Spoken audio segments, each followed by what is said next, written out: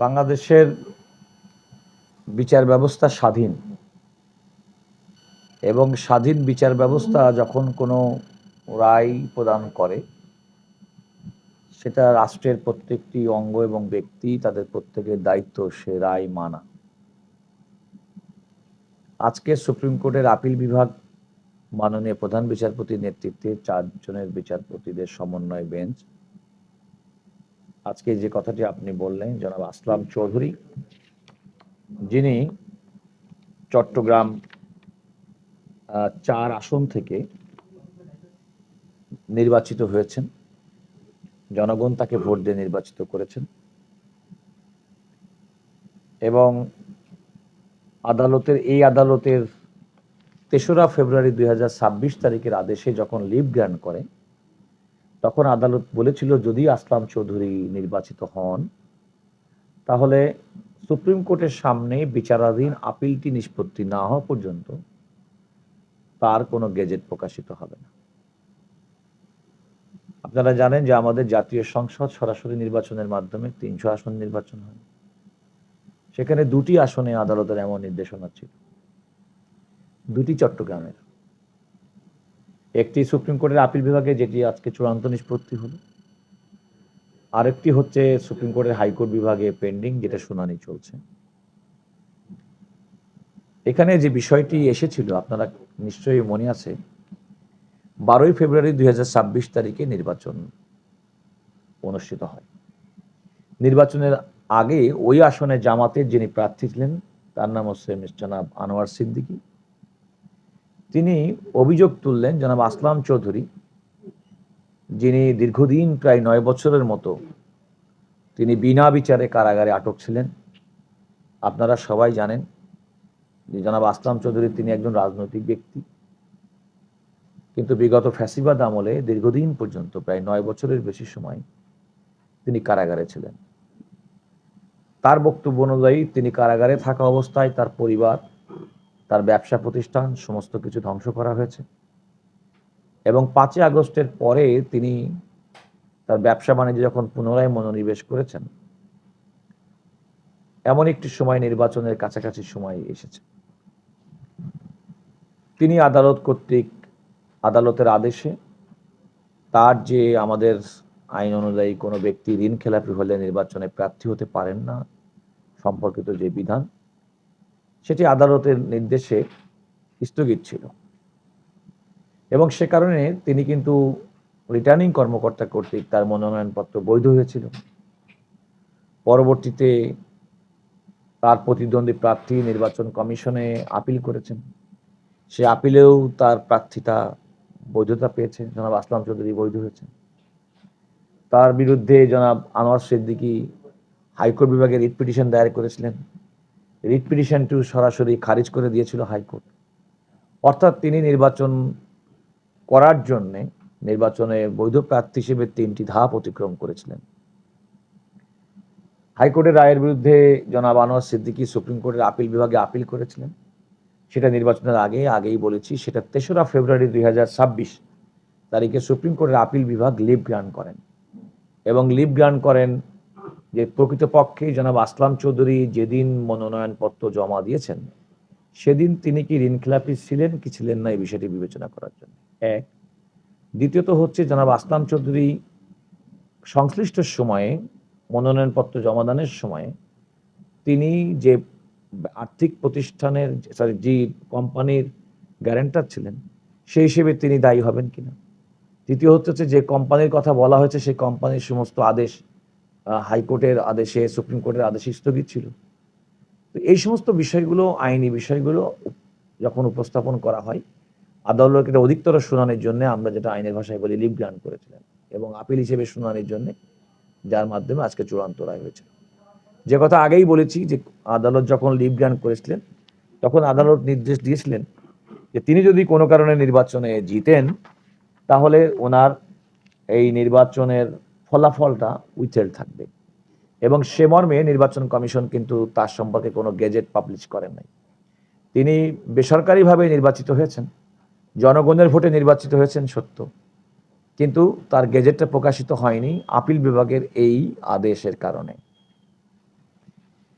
আমি এরকম একটা সিচুয়েশনে আজকে সুপ্রিম কোর্টের আপিল বিভাগ বলেছেন যে আপিলটি অ্যালাউ করা হলো।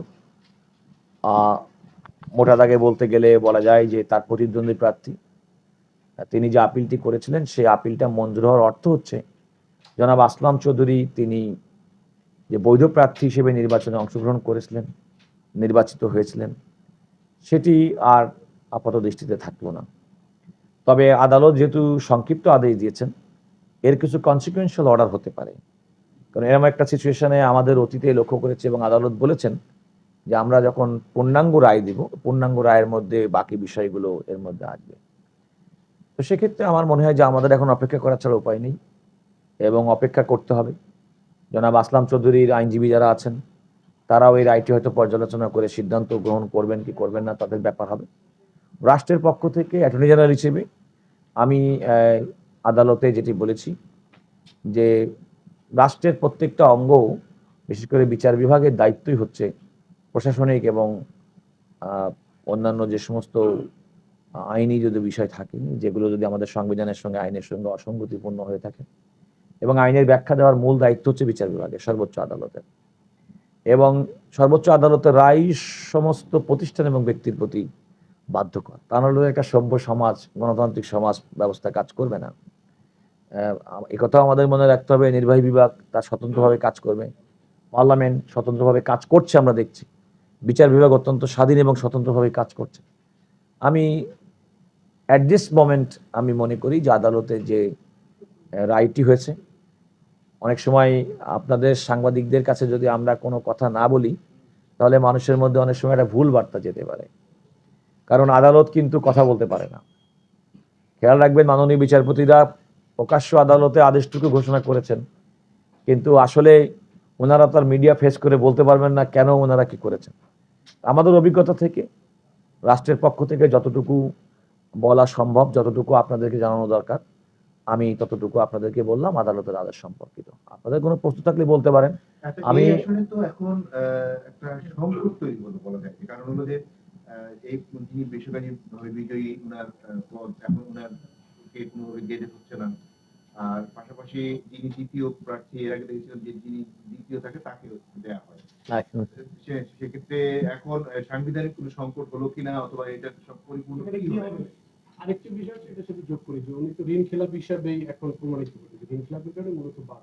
এখন কি নতুন করে নির্বাচন হতে হবে নাকি যে প্রার্থী আপিল করছে উনি বেনিফিটটা পাবেন? আপনি যেটা বললেন যে প্রথম কথা হচ্ছে যে আপিল বিভাগের পূর্ণাঙ্গ রায়টি না দেখে এর কনসিকুয়েন্স কি হবে বলা উচিত হবে না।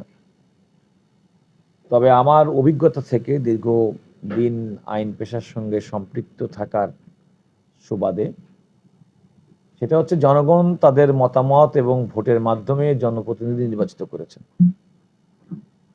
যিনি প্রতিনিধি নির্বাচিত হয়েছেন তিনি একটা আইনি প্রক্রিয়ার কারণে জনগণের মতামতটা পূর্ণাঙ্গভাবে প্রতিফলিত হয়নি। আমি প্রত্যাশা করি যে জনগণ তাদের মতামত আবার প্রকাশ করার সুযোগ পাবে। ভোটের কথা বলছেন?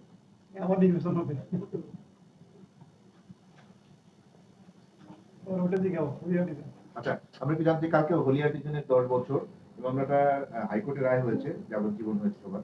এটা নিয়ে আমরা একটু আপনার কমেন্ট চাই, যেহেতু মামলাটা কি অবস্থায় আছে, আপনার শুনানির জন্য কোনো দ্রুত আবেদন করবেন কিনা? এই মামলাটি তো আপিল বিভাগে পেন্ডিং আছে। তো আমরা যতটুকু ইদানিং আপনারা নিশ্চয়ই লক্ষ্য করেছেন যে আপিল বিভাগের মামলার শুনানি দ্রুত নিষ্পত্তি করার জন্য আমরা অনেক সময় উদ্যোগ গ্রহণ করে থাকি। এক্ষেত্রেও আমাদের উদ্যোগের কোনো ঘাটতি হবে না। তবে কিছু প্র্যাকটিক্যাল ডিফিকাল্টি আছে। আমাদের দেশে যে কোনো মামলা শুনানি নিষ্পত্তি করার ক্ষেত্রে নানা রকম প্রতিবন্ধকতার মধ্যে অন্যতম হচ্ছে যে আপিল বিভাগে বর্তমানে 5 জন মাননীয় বিচারপতি আছেন এবং মামলার যে চাপ, সারা দেশের মামলার যে চাপ, প্রত্যেকের কাছে তার মামলাটি সবচেয়ে বেশি গুরুত্বপূর্ণ। রাষ্ট্রের পক্ষে অবশ্যই গুরুত্বপূর্ণ। রাষ্ট্রে একটা সংগঠিত অপরাধ এবং সে অপরাধের দ্রুততম সময়ের মধ্যে বিচার সুনিশ্চিত করা এবং যে কোনো রায় কার্যকর করার রাষ্ট্রের দায়িত্ব। আমি মনে করি রাষ্ট্র এ বিষয়ে সম্পূর্ণ মাইন্ডফুল। আর হলে আর্টিজানের এই ঘটনা বাংলাদেশের ইতিহাসে শুধুমাত্র না, বেশ বিদেশি নাগরিক যারা নির্মম হত্যাকাণ্ডের শিকার হয়েছিল। সুতরাং এই বিচারটির সঙ্গে শুধুমাত্র বাংলাদেশের অভ্যন্তরীণ বিষয় না, আন্তর্জাতিক পরিমণ্ডলেও এর একটা গুরুত্ব আছে। তো আমরা সে বিষয়টি বিবেচনা রেখে আমরা উদ্যোগী হব। তবে এই কথাটি আগেই বলে রাখি যে আপনারা খেয়াল করে দেখবেন, আমি যখন কোনো কথা বলি আমি খুব ডেফিনিট ওয়েতে, বিশেষ করে সময়সীমা নির্ধারণ করে কখনো বলতে পারি না, নানা বাস্তবতার কারণে। আইনি বাধ্যবাধকতার মধ্যেও অনেক সময় বাস্তব ক্ষেত্রে সেটা হয়ে ওঠে না। তবে একদম হয় না তাও কিন্তু না। যেমন রামিসা হত্যাকাণ্ডের ঘটনার পরে আমরা মাননীয় প্রধান বিচারপতির আহ, আমি বলবো যে একান্ত বিচারকে ত্বরান্বিত করার জন্য তিনি হাইকোর্টের একটি বিশেষ বেঞ্চ গঠন করে দিয়েছেন নারী ও শিশু দমন আইনের মামলাগুলোকে অগ্রাধিকার শুনানির জন্য, এবং সেগুলো হাইকোর্ট বিভাগে কিন্তু অগ্রাধিকার ভিত্তিতে শুনানি হচ্ছে, এবং গতকাল পর্যন্ত কমপক্ষে 5টি মামলায় সেখানে রায় হয়েছে, সাজা বহাল আছে, কেউ খালাস পেয়েছে। কোনো নির্দোষ ব্যক্তি যেন কোনো কারণে একটা দিনের জন্য যেন কারাগারে না থাকে, সেটা হচ্ছে আমাদের প্রত্যাশা। একটা বিচারিক প্রক্রিয়ার ভুল কিংবা বিচারিক যদি কোনো কারণে বিচারের মাধ্যমে কোনো ব্যক্তি যদি অন্যায় শিকার হয়, তার প্রতিকারের জন্য তো উচ্চ আদালত, এবং উচ্চ আদালত সেক্ষেত্রে দায়িত্ব পালন করবে। আমরা সরকার পক্ষ যদি কেউ কোনো কারণে খালাসের কারণে সংক্ষুব্ধ হয়ে থাকি, তাহলে আমাদেরও তো প্রতিকার আছে, আমরা সুপ্রিম কোর্টের আপিল বিভাগে আপিল করব রায় দেখা সাপেক্ষে। বাট আমাদের ল অফিসাররা প্রাণান্তকর চেষ্টা আইনি কাঠামোর মধ্যে থেকে এই সমস্ত মামলাগুলো দ্রুত নিষ্পত্তি করার জন্য চেষ্টা করছেন। অ্যাটর্নি জেনারেল অফিসের পক্ষ থেকে আমাদের হলি আর্টিজান সহ আরও বাংলাদেশের আরও অনেক গুরুত্বপূর্ণ মামলা আছে। আমি নাম বলতেই পারি, সিনা হত্যা মামলা, আপনার বিডিআর মামলা, আপনার নারায়ণগঞ্জের 7 খুনের মামলা, এরকম অনেক মামলা যেগুলো আপিল বিভাগে শুনানির অপেক্ষায় আছে, এবং সেগুলোর ব্যাপারে আমাদের আন্তরিকতার কোনো অভাব নেই।